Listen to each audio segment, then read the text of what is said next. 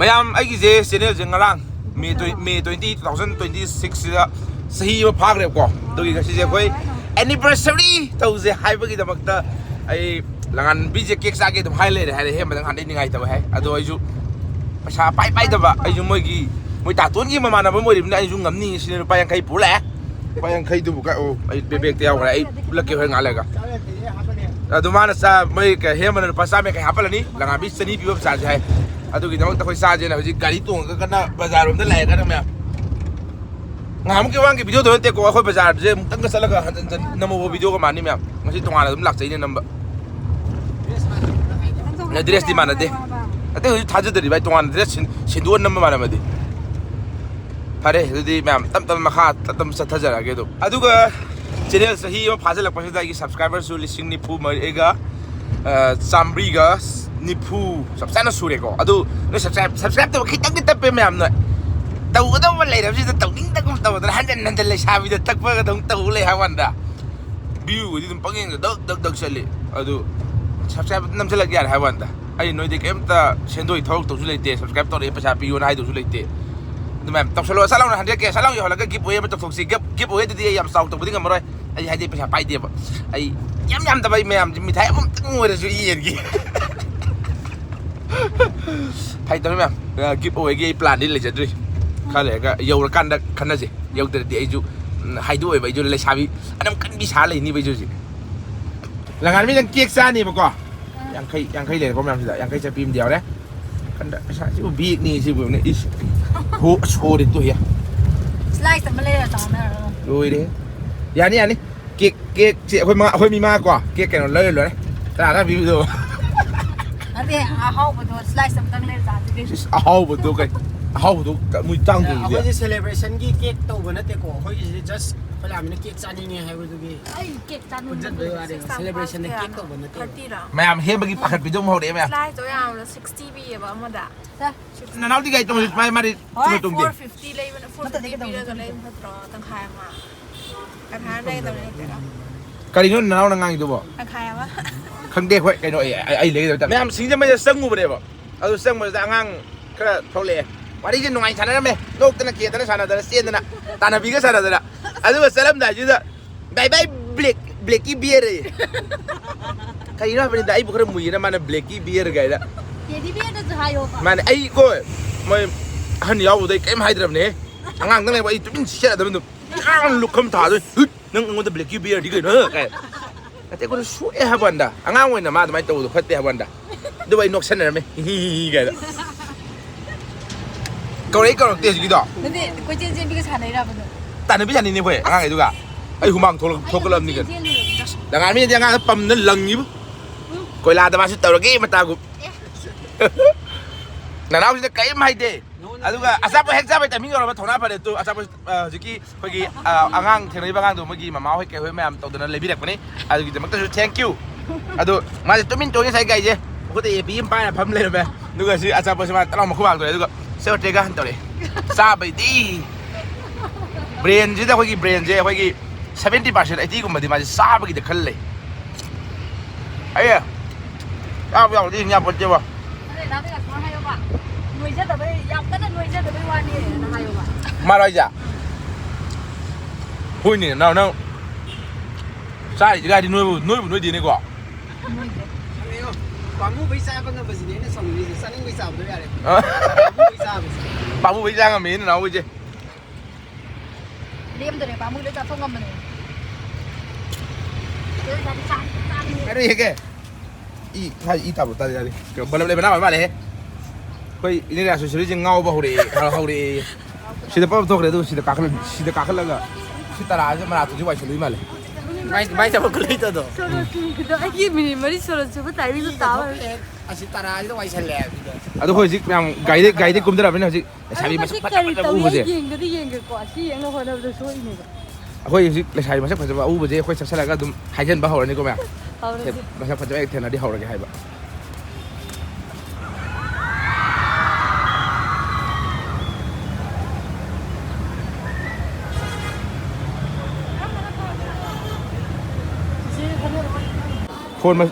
phone mà suka sana pakai no sai ko midi ice cream ga sai ko training ni training ꯅꯪꯒꯤꯅ ꯐꯨꯔꯤꯠ ꯀ ꯃꯆꯨ ꯃꯥꯟꯅꯕ green ꯑꯩꯒꯤꯗꯤ ꯃꯥꯟꯅꯗ꯭ꯔꯦ ꯑꯩꯒꯤꯗꯤ ꯑꯩꯈꯣꯏ ꯌꯨꯝꯗ ꯂꯩꯍꯧꯕ ꯒꯥꯔꯤ ꯃꯆꯨꯗꯨꯒ ꯃꯥꯟꯅꯔꯦ ꯑꯗꯨ ꯄꯤꯡꯅꯦ ꯅꯪꯒꯤ ꯐꯦꯚꯣꯔꯥꯏꯠ ꯌꯥꯎꯗꯦ ꯄꯤꯡ ꯌꯥꯎꯗꯦ ꯀꯥꯏꯅꯣ ꯅꯠꯇꯦ ꯑꯩꯅ ꯍꯥꯏꯗꯤ ꯅꯪꯅ ꯄꯥꯝꯖꯕ ꯃꯆꯨ ꯍꯥꯏꯕꯅꯤ ꯑꯣ ꯍꯦꯔꯥ ꯁ꯭ꯋꯥꯏ ꯐꯝꯕꯁꯤ ꯈꯔ ꯍꯤꯡꯗꯧꯗꯤ ꯃꯥꯟꯗ꯭ꯔꯣ ꯁ꯭ꯋꯥꯏꯁꯤꯗꯤ ꯁꯥꯏꯅ ꯈꯔ ꯏꯪꯉꯤ ꯑꯗꯣ ꯁꯔꯥꯎꯟꯗꯤꯡꯁꯤꯗꯤ ꯌꯥꯗ꯭ꯔꯦꯀꯣ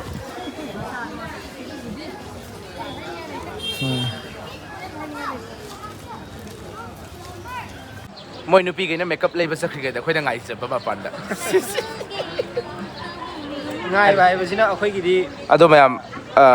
ꯑꯩꯕꯨꯗꯤ ꯇꯞꯁꯜꯂꯝꯃꯦ ꯁꯤꯋꯥ ꯂꯝꯕꯤꯗ ꯑꯩꯒꯤ ꯃꯥꯏꯆꯥꯝꯕꯤ ꯀꯩꯀꯩ ꯄꯨꯂꯞ ꯂꯩꯕꯤꯔꯛꯑꯣꯅ ꯑꯗꯨꯒ ꯑꯩ ꯀꯩꯝ ꯌꯥꯎꯗꯕ ꯁꯥꯔ ꯁꯥꯏ ꯐꯝ ꯂꯩꯕꯅꯦ ꯐꯔꯦ ꯃꯌꯥꯝ ꯑꯗꯨꯗꯤ ꯑꯩꯈꯣꯏ ꯃꯦꯀꯞꯁꯦ ꯃꯣꯏ ꯊꯣꯛꯂꯛꯄꯁꯦ ꯉꯥꯏꯔꯒꯦ ꯍꯧꯖꯤꯛꯀ ꯂꯥꯡꯗꯅ ꯂꯥꯏꯇꯤꯡ ꯀꯩꯀꯥ ꯑꯗꯨꯝ ꯇꯥꯏꯃꯤꯡꯗꯣ ꯐꯖꯕ ꯑꯩ ꯐꯣꯟ ꯑꯣꯏꯕꯩꯅꯦ ꯈꯪꯗ꯭ꯔꯦ ꯑꯇꯥꯡꯕꯅꯦ ꯐꯣꯟꯁꯦ ꯃꯌꯥꯝ ꯑꯩ ꯐꯣꯟꯁꯦ ꯑꯇꯥꯡꯕꯅꯤꯀꯣ ꯌꯥꯝ ꯇꯥꯡꯉꯕꯖꯥꯠꯅꯤ ꯏꯕꯨꯡꯉꯣꯒꯤꯗꯨꯕꯨ ꯑꯗꯨꯅ ꯍꯜꯂꯛꯑꯕ ꯐꯥꯒꯤ ꯇꯧꯕꯅꯦ ꯃꯌꯥꯝ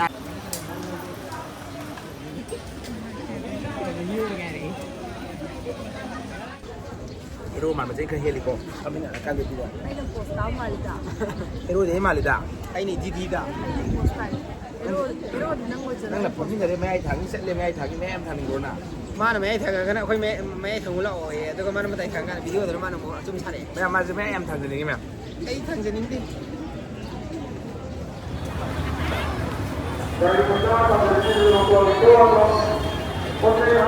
ꯃꯣꯏ ꯑꯩꯈꯣꯏ ꯍꯦꯝꯕꯁꯨ ꯄꯣꯠ ꯂꯧꯕ ꯆꯪꯈ꯭ꯔꯦ ꯃꯥ ꯄꯣꯠ ꯂꯧꯔꯨꯔꯒ ꯑꯩꯈꯣꯏꯅ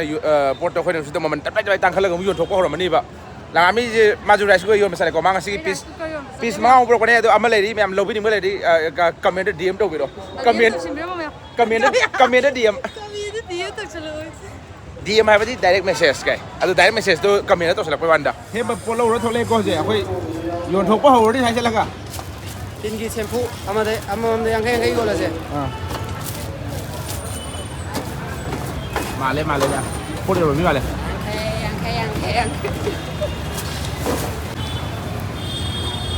ꯃꯥꯜꯂꯦ ꯂꯥꯡꯉꯥꯃꯤ ꯅꯪꯗꯤ ꯃꯥꯜꯂꯦꯍꯦ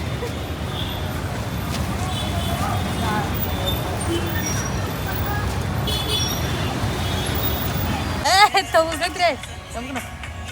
ꯃꯁꯥꯁꯥꯅ ꯀꯦꯃꯦꯔꯥ ꯅꯝꯖꯔꯒ ꯇꯧꯐꯝ ꯈꯪꯗ꯭ꯔꯦ ꯍꯥꯏꯅꯤ ꯅꯨꯄꯤ ꯉꯥꯏꯕꯩ ꯑꯋꯥꯕꯁꯤꯗꯤ ꯉꯁꯥꯏꯗꯒꯤ ꯃꯣꯏ ꯃꯦꯀꯞꯀꯤ ꯀꯩꯒꯤ ꯂꯩ ꯆꯪꯈꯤꯕꯗꯣ ꯍꯧꯖꯤꯛꯐꯥꯎ ꯌꯧꯔꯛꯇꯦ ꯑꯩꯈꯣꯏ ꯒꯥꯔꯤ ꯈꯥꯝꯃꯝꯗꯅꯦꯕ ꯐꯝꯃ ꯉꯥꯏ ꯂꯩꯔꯤꯁꯦ ꯃꯥꯡ ꯁꯧꯔꯝꯕꯕꯨꯛꯇ ꯏꯪꯊꯈ꯭ꯔꯦ ꯍꯧꯖꯤꯛꯁꯦ ꯃꯣꯏ ꯉꯥꯏꯕꯗ ꯅꯨꯡꯁꯤꯠ ꯁꯤꯠꯇꯤ ꯁꯤꯠꯂꯦ ꯁꯤꯗ ꯑꯌꯤꯡꯕ ꯅꯨꯡꯁꯤꯠ ꯑꯌꯤꯡꯕ ꯁꯤꯠꯄꯁꯦ ꯃꯌꯥꯝ ꯏꯪꯅꯗꯤ ꯁꯤꯠꯆꯔꯛꯄꯅꯦ ꯑꯗꯨꯕꯨ ꯐꯣꯔꯠ ꯑꯣꯏꯕ ꯑꯩꯉꯣꯟꯗ ꯅꯨꯡꯁꯤꯠꯁꯤꯅ ꯊꯦꯡꯕꯗꯒꯤ ꯁ꯭ꯋꯥꯏꯒꯤ ꯁꯔꯥꯎꯟꯗꯤꯡꯒꯤ ꯅꯨꯡꯁꯤꯠꯁꯦ ꯁꯥꯕ ꯍꯧꯒꯠꯂꯛꯑꯦ ꯑꯩ ꯄꯛꯇꯕꯤ ꯑꯗꯨꯝ ꯍꯧꯔꯛꯑꯦ ꯇꯤ ꯁꯥꯔꯠ 3 ꯂꯩꯕꯗ ꯑꯃ ꯍꯥꯞꯄꯦꯌꯦ ꯂꯥꯡꯉꯥꯃꯤꯗ ꯃꯥꯏ ꯃꯇꯝꯁꯨ ꯍꯥꯏꯕꯗꯣ ꯑꯗꯨꯗꯤ ꯇꯤ ꯁꯥꯔꯠ ꯌꯣꯟꯕ ꯆꯠꯁꯦ ꯍꯦꯝꯕ ꯌꯧꯅꯕꯤ ꯔꯦꯁꯇ꯭ꯔꯤꯛꯁꯟ ꯊꯝꯕ ꯍꯧꯈ꯭ꯔꯦ ꯂꯨꯄꯥ 100 ꯍꯦꯟꯕ ꯐꯨꯔꯤꯠ ꯑꯝꯇ ꯌꯦꯡꯕ ꯌꯥꯔꯣꯏ ꯍꯥꯏꯈ꯭ꯔꯦ ꯍꯥꯏꯖꯧ ꯅꯋꯥ ꯂꯧꯗꯦ ꯑꯩꯗꯤ ꯆꯅꯤ ꯌꯥꯎꯔꯦ ꯑꯩꯗꯤ ꯌꯦꯡꯉꯨ ꯄꯥꯏꯔꯦ ꯍꯦ ꯅꯪꯗꯤ ꯍꯧꯖꯤꯛ ꯃꯇꯝꯒꯤ ꯏꯀꯣꯅꯣꯃꯤꯗ ꯆꯅꯤ ꯄꯥꯏꯕꯁꯤ ꯄꯥꯏꯔꯕꯅꯤ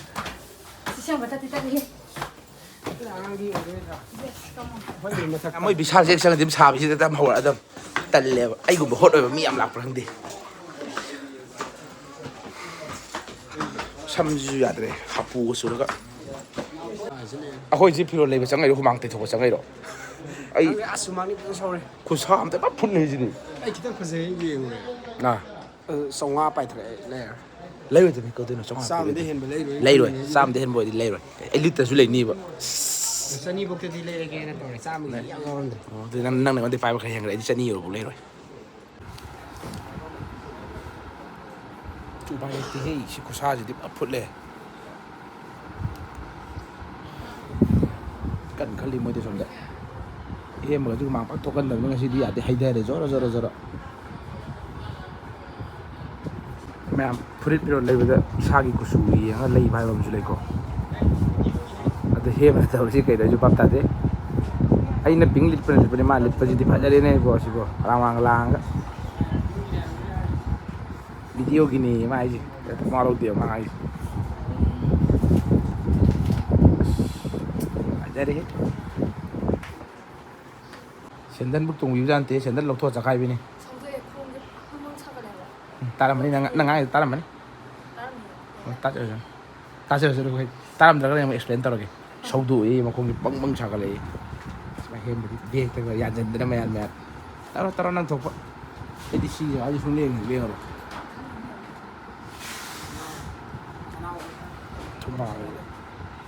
ꯔꯣꯃꯥꯟꯁꯤꯃꯁꯨ ꯁꯨꯡꯊꯥ ꯊꯥꯗ꯭ꯔꯦ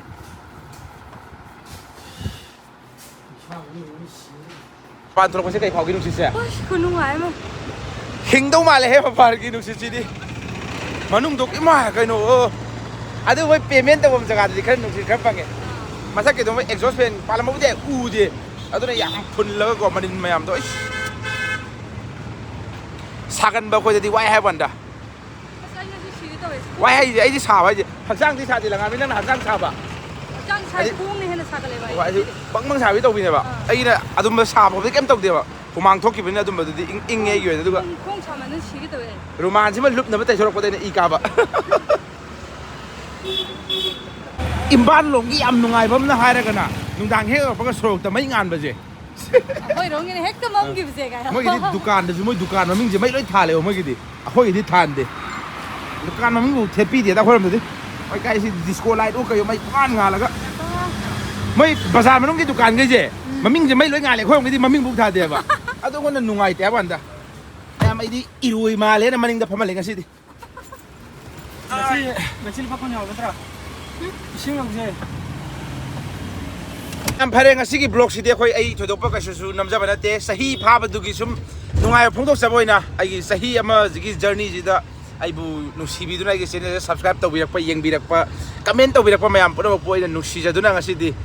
thank you na hai gi na blog si sum nam mani ada bazar sat pu du ju usaning bai tare ne ai ju bazar je toy de satli ga du khagat ning bai tare khoi ji sum dai da khoi village area da nai ra ga leiba min na te ga du khagat ning bai tare mayam ai na ga plane trong ba da na ma video da kai na ma kyong tholi enam ni set enam ni mayam irose samla ga ngon da ke no wang hangam le kai na adu hem boi ga ji sau ni hem no ga ji irose sam di hap che malak ta sa ga sa ga ye da de ba ai gi ji mi usita ba gi wa te ai na mi yam sin ba te sau bu du gi har ga di hapning ba do hai di mi gi professional ni usita ba gi ngang ja ba da te ba mayam na ji yam usit kan da ba mi no ju ubi re Sini air hostess. Sina kia hostess kan. Adu nga ka comment da brother amna habek pani. Bro si amu over smart oy na. Adu ai sauk je ko bro. Ai sana ju madu aina khangba pot ni aduga. Adu mai na feedback pibirek podu ju ngon da nungai je hai ta ne. Pilai ba comment mong do khoi negative yam oina ju piak te. Adum yan yam tan le bang sa tan pidai hai ta ne. Sam nungai je du mai na aina soi ba khot pa ngon da hechan ba nungai ta ba yeng ma mong yaw ko matam da du mai na comment da kai da semdok pe podu nungai je. Adu mai na sum na hai da vida. Sina sa tu yening de lo am sa ga harak podu di hai bu di harak tring asi bo gi di ko ngon da adu bo adu mai da harak kan ma hai da semdok ni ngoi ba. Du na nusi na hojiki khoi brother na hai du mai hai bi ro ba. Adu mai tar kan dai thank you ga janing e ba. Ai bro gi leibam do khang da to ba leibam khang ma dai numi tu dai kem thin jara ma su ya ba ne. Wari no ai lo pangwan da le da ba. Adu langan bi hayang cake se hayang wena sar je ayuk ta la ga le da ke. Ngasi di da thengam ni na chasal ro je nungdang theng ka sugar sa je phatte ba ko. Tum gi da na ngasi chani bi ba. Adu paisa thawang tor mo ko ai hayang la le na ba. Mayam adu ngasi gi di ai gi sahi ma pharak pa gi anniversary gi blog se matang sida losin jarge. Thank you. Bye bye to se lo. Se wala bitaw tre. Hemos story bring de ke. Tare. Langan mi he hai bani mathang gi video da theng na se na adu ma si hai la roi. Ai gi anniversary numit ni na kai. Ai de bhai jar ke. Adu mathang gi video da mu theng na se.